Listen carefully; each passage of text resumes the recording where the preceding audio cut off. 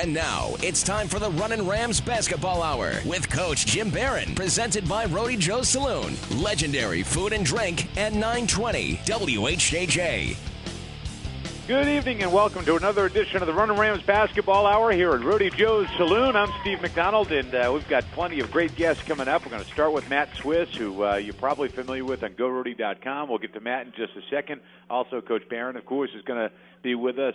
Greg Burke, the Deputy Athletic Director of the University of Rhode Island, going to be spending some time with us talking about the great event coming to the University of Rhode Island in the not-too-distant future. In 2012, Rhode Island hosting a regional for the NCAA women's tournament, and great excitement around that. We're going to get an update from Greg Burke on how everyone can get involved as a community in this tremendous event that will take place at the Ryan Center on the campus of the University of Rhode Island a year and a little bit from now. And also, we're going to be talking to Ben Eves, a senior on the University of Rhode Island team, and get some thoughts from Ben on where this season is going as you get into the home stretch, and we'll talk a little about Ben's experience here as well. So a lot of great stuff to talk about, and we're going to get going right now. I want to tell you that this all is brought to you by our friends at Rhode Joe's, and we are right here where we want to be. Legendary food and drink, Rhode Joe's Saloon. Great deals every night. Find out what's going on at Rhode Joe's by following them on Facebook at facebook.com/Rhode Joe's Saloon. That's facebook.com/Rhode Joe's Saloon. Check them out there. And remember, Monday nights, including tonight, 10-cent wings here at Rhode Joe's. Not a bad deal at all. Those things are tremendous. Chalk Talk, our first segment up, and it is Matt Swiss that's going to be with us, presented by Cox Sports. Cox Sports brings you exclusive TV coverage of Runnin' Rams basketball. Cox Sports is local sports. Matt, a student at the University of Rhode Island, a junior, and he writes Swiss Beats on GoRhody.com, a column on the basketball team at this time of year as we run through the season. And Matt, first of all, welcome to the show, and congratulations on a great job. Read your column all the time on GoRhody.com. You've got to have a lot of fun doing that, huh? Yeah, absolutely. I appreciate it. It's been a lot of fun. It's something I started last year. Michael Prey, the guy in the athletic department who I write for, came to me with the idea prior to the start of last year's season, and it's something that we've ran ever since. Usually put up about 2 stories a week following every home game. A couple in slow weeks when they're on the road, we'll throw up a story as well. And it's a good opportunity for me to get to know some of the players, the coaches, different contacts. As far as media is concerned, it's just been a good opportunity for me to meet people and kind of strengthen my resume for down the road. Yeah, you're a junior there in the communications department or journalism? Journalism. Yeah. And so this is something that you want to make a career of? Yeah, I mean, I don't know. Journalism or broadcasting, one or the other. Growing up, it was always I wanted to go into broadcasting, and then I was told to start off in journalism if that was the field that I wanted to pursue. So with that, I started writing for the school newspaper as a freshman, and I really, found a great passion for writing. And if that's the case, and that's continued to now with the basketball team, with the football team that I cover as well, if that's the case, journalism would be great as well. But anywhere, I just want to be in sports media, whether it be one or the other, radio, TV, print, online, anything that's really available. I just want to kind of work in sports media. Well, to think that you're doing this much at this stage of the game as a junior at the University of Rhode Island is great stuff. We want to get back to talking a little about your story, indeed, but you're here primarily to talk about the Atlantic 10, to talk about URI and get us set up for a huge week for the University of Rhode Island. 2 home games. You got a whole serve at home. Rhode Island's got Dayton coming up on Wednesday on Pink Out Night, and we'll be talking about that as the program goes on as well. And then on Saturday, Charlotte comes to town. Dayton, a different team on the road than they are at home, so there's an advantage to Rhode Island there. A very good team, but certainly a team that you'd rather, if you're going to play them once a year like Rhode Island does, you'd rather play them in your place than in their place.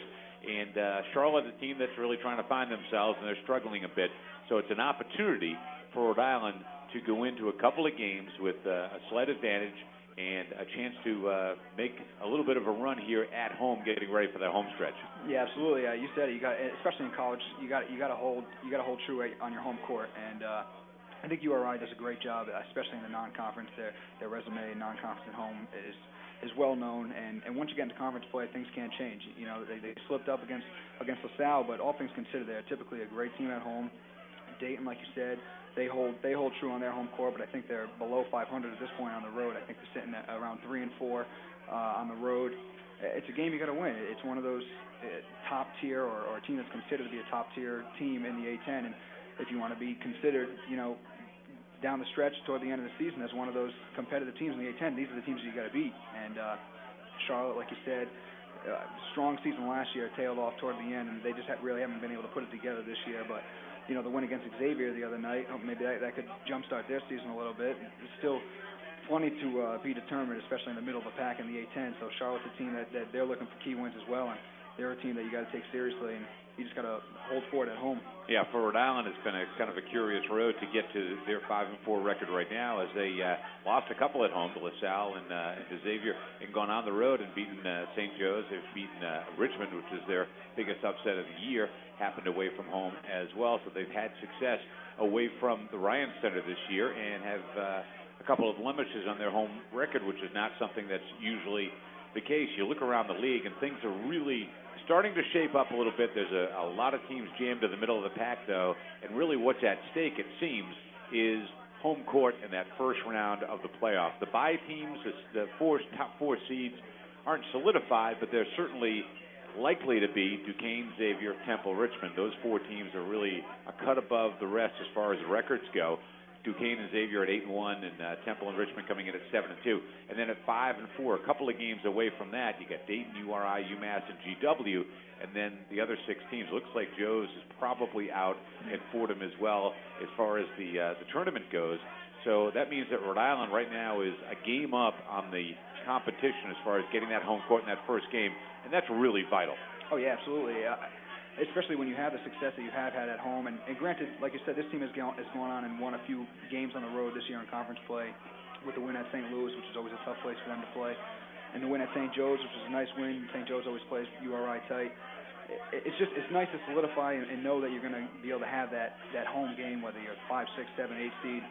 Like you said, the top 4 seeds are probably not set in stone, but you kind of figure who they're going to be, and if it's not one of those 4 teams, like you said, Dayton is kind of right on the cusp there as well. So thinking that you're not going to get a bye, you certainly want one of those 5, 6, 7, 8 seeds so you can get a home game and play in front of your home fans and hopefully move on to Atlantic City. Yeah, and I also think because of the travel too, if you have to end up going somewhere to play, say Rhode Island drops out of that pack and has to fly to Dayton. You go to Dayton, then you got to come back to the Atlantic 10 if you win. You got to get back to Atlantic City for the rest of it. But if you start at the Ryan Center and then move your way down, it's certainly, from a logistical standpoint, a lot easier, and also from a fatigue standpoint, a lot less taxing on that team. So really now with the stretch run ahead of us, you start to look at those things, because before now, it's just been a bunch of teams all kind of lumped together with, it used to be Xavier and Duquesne at the top, and everybody else kind of in that muck and mire, but things are starting to straighten out a little bit. You look at Duquesne, they suffered their first loss, but they're the surprise of the year. I think so. Duquesne's a team that's always been able to put up a lot of points, and this year's been no different. Sitting at about 80 points a game, shooting 47%, 38% from 3. I mean, they can hurt you in a lot of different ways. And the thing with Duquesne, I think, is they have a nice balance with veteran players and younger players. Their front court made up primarily 2 seniors and a junior. Then they got a couple freshmen in their backcourt. Just some good players. They play good interior defense. They don't turn the ball over. They pass the ball. It's like I said, they've been a team that's been able to put up some points in years past, and now they're starting to play a little bit better defense, starting to put everything together, and nice balance, like I said, of seniors, younger guys, and they certainly are the surprise thus far. Absolutely. We're talking to Matt Swiss, Swiss Beats on GoRody.com, the column that you can catch really at any time. And the last one I was taking the check, and you got the one on Marquise Jones coming through in the clutch, and also the seniors needing to step up for the University of Rhode Island. What's next on the horizon? What can we see, the topics of the column as we look forward? Well, with Wednesday's game just a few days away, we'll either put up a preview tomorrow, and these are the kind of things that I'll get a call tomorrow morning, and the story will be up by tomorrow night. So at this point, it's uncertain whether or not we'll have a preview for the Dayton game. We like to preview big games like that, so that could be the case early tomorrow morning. We'll get to work on something like that, and otherwise, hopefully you're looking at a story posted on Thursday about a big win on the Pink Out game. Mm-hmm. Absolutely. It's going to be a huge night Wednesday night at the Ryan Center as URI goes up against Dayton, and it is the 5th annual Pink Out night, which we'll talk about in a bit. But your last column was on the seniors needing to step up. Will, Dell, Marquise, Ben, Anthony Malhoy is a contributor as well as a senior on this team. But those guys have a lot on their shoulders coming into the stretch run, especially with the lack of numbers without Daniel West around and Jamal Wilson now starting to get back and get some quality minutes for Rhode Island. Did so against Temple, but still a lot of onus on especially Marquise and Dell, who are logging a lot of minutes night in and night out. Yeah, you know, that particular story with the seniors stepping up, I was able to spend some extended time talking to Will, and he brought up a lot of good points. He said in years past, it's always been the seniors who determined where the team went. You know, a couple years ago you had guys like Will Daniels and Pafe Bate, then it was Jimmy Barron and Kaheem Seawright. Last year, obviously, with Keith and Lamont.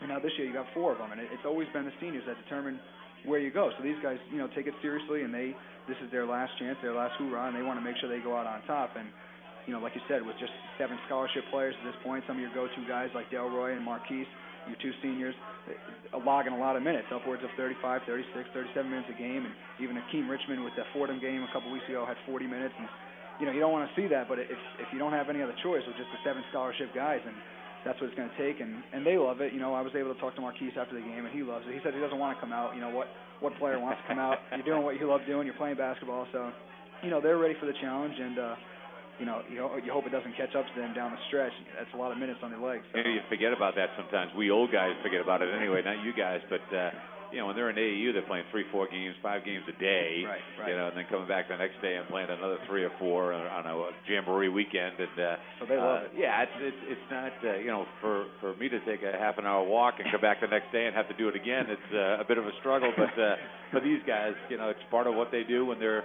not in class, is getting out and running around, having fun, and doing their thing. And obviously, you do it to a higher level when it's game time than you would just getting together with friends, but still, it's all in the same ballpark, and they're young guys, and they can handle this for the most part. But that game against Temple provided a lot of insight into what Rhode Island's all about. You know, the Xaviers and Temples of the word, so physical, and so they're big down low, and they're big at the guard positions as well, and that's when Rhode Island seems to have the most trouble. Yeah, I think so. And I mean, it doesn't hurt losing a guy like Levon in the first game of the season. Sure. He was a guy, big body, 6'9" type of guy, and you know, it's tough losing a guy like him right away, and then there's all that added pressure on guys like Ben and Delroy to really bang down low. And you know, a lot of these guys' games is around the perimeter, and there's nothing wrong with that because you have success around the perimeter oftentimes. So if that's the case, if you're moving out toward that 3 a little bit, you're not really going to be able to bang with the physical teams, and I think that's the problem that they've had with a couple of these games, like the Temple teams that you've referred to. Yeah, I think that's why against Richmond they did so well, because the 2 teams want to do the same things. A lot of times they're both perimeter teams. They're both teams that aren't going to be overbearing down low, and they have a lot of likes to them. But when you look at the Temple and the Xavier, those are contrasting teams, and that's why they've proven to be so tough. When you look around the Atlantic 10, we know that Duquesne's at the top of the list with Xavier right now, and Temple and Richmond just a breath away from that top spot. And we talked about Duquesne being the surprise team in a good way. How about on the other side, a team that you thought might be able to be doing better than they are right now in the Atlantic 10? Anybody a big disappointment in your eyes? Well, I mean, St. Louis last year, they have some things not really going their way with violations and suspensions and injuries and whatever that they've had to deal with. But you look at a team with a pretty good coach in Majerus and, you know, a young core last year, a team that gave URI trouble down the stretch, you know, a team that beat URI on their home court late in the season last year, a tough loss for URI, and you know, went on to the Atlantic 10 tournament.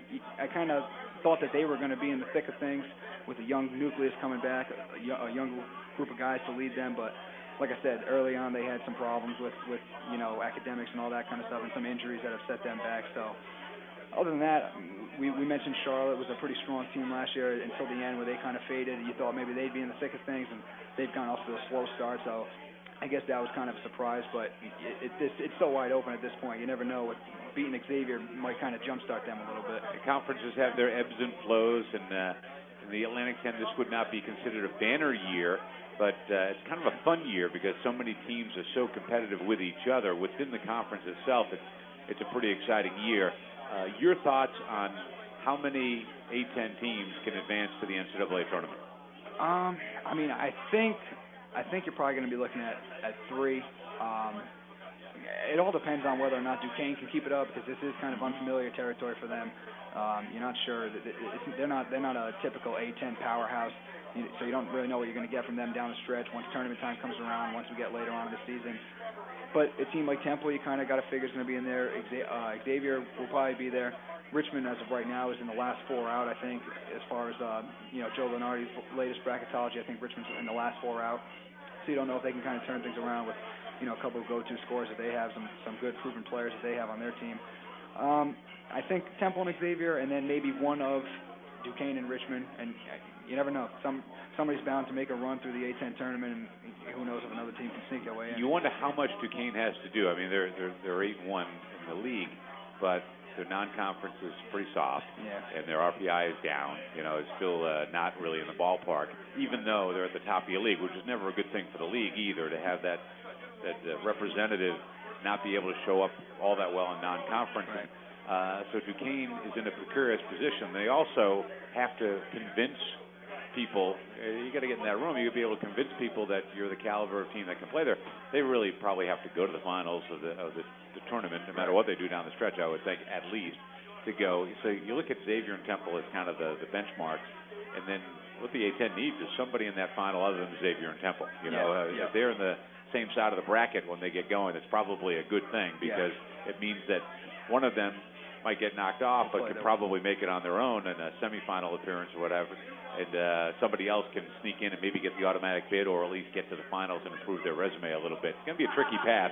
Scooty Randall is the A-10 Player of the Week. Rhode Island knows what he did this week. Oh, man, he was at one point in the game 8 of 8, 5 of 5 from 3, ended up at 27 points. He was clearly the best player in the A-10 this week. They just came out about an hour ago or so. And for St. Joe's, Langston Galloway, Rookie of the Week, and he had a tremendous game in St. Joe's first win in conference play. And you wonder where that team can go. I mean, Carl Jones didn't play in that game, and they were able to get a victory. But, it's unlike Phil Martelli to see what's going to be two 20-loss seasons in a row for him. And it's funny. I mean, it seems like just yesterday, now looking back, it's about 7 years ago, I think it was. St. Joe's was the cream of the crop, number 1, number 2 in the country, Jameer Nelson, Delonte West. Right, two guys who are now playing in the NBA, and I mean, it's amazing. That's what happens in college athletics. These guys are here for 4 years at a time, a lot of times even less, to go off into the pro game or what have you. But that's how it goes in college sports. You get your time to shine, and then within a few years, it's a whole new gang of guys and a whole new set of faces. And whether you win or lose, I guess it comes down to recruiting and things like that to keep a program strong. So. Talking to Matt Swiss from Swiss Beats on GoRhody.com. And one last thing we want to hit upon, some of the games this week that are going to be interesting. Xavier's got a non-conference game against Georgia on ESPNU Tuesday night, so that's a big one for the league to go get. Temple and Dayton going to get together on Saturday at Dayton. That should be a very important one to watch for those top teams, because Temple can easily go into Dayton and get knocked off. And then Xavier Duquesne get together on Sunday. The two top teams in the league right now, and assumedly going into that game, they will be at 9-1, more likely than not, the two of them. And that'll be the classic showdown. Yeah, I mean, that'll be interesting to see. Like you said, it'll be interesting to see if Duquesne's for real, and that'll be their real test with a top A-10 team coming to town and Xavier, and it'll be interesting to see if they can hold their own. Yeah, it'll be more learned about Duquesne that day than about Xavier, I think. You pretty much know what you're going to get with Xavier. It's not one of their best teams ever, but it is a strong team. Duquesne, everybody's trying to figure out whether they should believe what's happening there.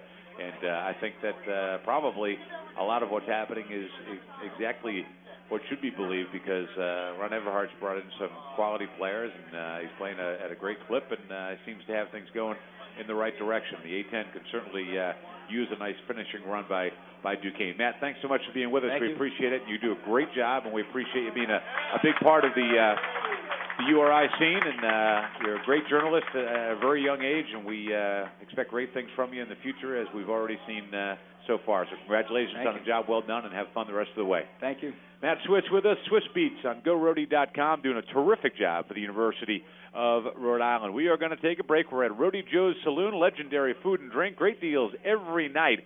Find out what's going on here at Rhody Joe's by following them on Facebook at facebook.com/Rhody Joe's Saloon. It's the Beltone Hearing Aid Center's Rams Radio Network presentation of the Runnin' Rams Basketball Hour. Thanks to Cox Sports for sponsoring Chalk Talk with Matt Swiss. Coming up next is Conversations with the Coach. We'll talk to Jim Barron. That's brought to us by Supercuts. We also have Greg Burke in attendance tonight, as he'll be talking about a very important event coming up to the University of Rhode Island. We'll touch on the big night Wednesday night with URI Pinkout, but also coming up next year when URI hosts the NCAA Regional and Women's Basketball Tournament. Big things happen at the University of Rhode Island this Wednesday and dating all the way out till next year when Rhode Island hosts that NCAA tournament weekend. We'll be back in just a bit from Rhode Joe's Saloon. More of the Runnin' Rams Basketball Hour coming up.